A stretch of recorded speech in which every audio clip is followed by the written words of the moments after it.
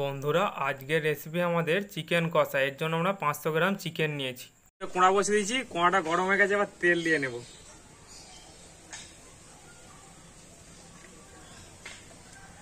এবার পেঁয়াজগুলো আমরা কোঁড়ার মধ্যে দিয়ে নেব। কোঁড়ার মধ্যে রসুন দিয়ে দেবো, আমরা দিয়ে দেব। মশলাটা করে নিয়েছি, এবার এটাকে সিলে ভালো করে পিনো করে নেব।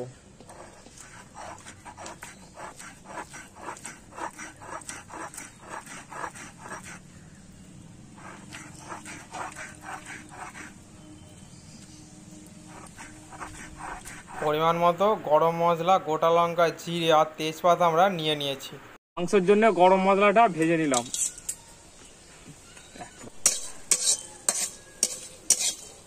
আমরা চিকেনটা কাঁচের পাত্রের মধ্যে নিয়ে নেব।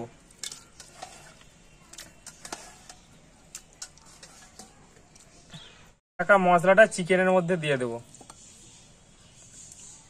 50 গ্রাম টক দই দিয়ে দেবো। আমরা হলুদ গুঁড়ো দিয়ে নেব, লঙ্কা গুঁড়ো দিয়ে নেব। চিকেনের মধ্যে মিট মশলা নিয়ে দিয়ে দেব। গরম মশলাগুলো এর মধ্যে দিয়ে নেব। পরিমাণ মতো অল্প করে তেল দিয়ে নেব।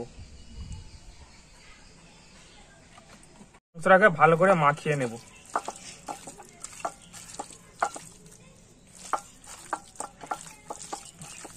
কোঁড়া বসে দিয়েছি, কোঁড়াটা গরম হয়ে গেছে, এবার তেল দিয়ে নেব।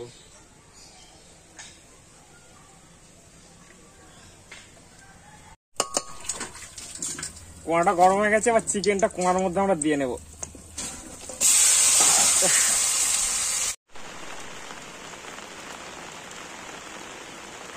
রাখা টমেটোটা দিয়ে নেব। মাংসটাকে এবার আমরা ভালো করে কষিয়ে নেব।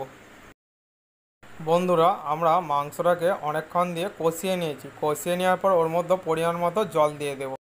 বন্ধুরা মাংসটার মধ্যে আমরা জল দিয়েছি, আর আগে দিয়ে ভেজে রাখা আলুটাকে ওর মধ্যে দিয়ে দিয়েছি। দিয়ে আমরা 20 মিনিটের মতো মাংসটাকে সিদ্ধ করে নেব। মাংসটা আমাদের তৈরি হয়ে গিয়েছে, এবার কিছুক্ষণ পর আমরা নামিয়ে নেব।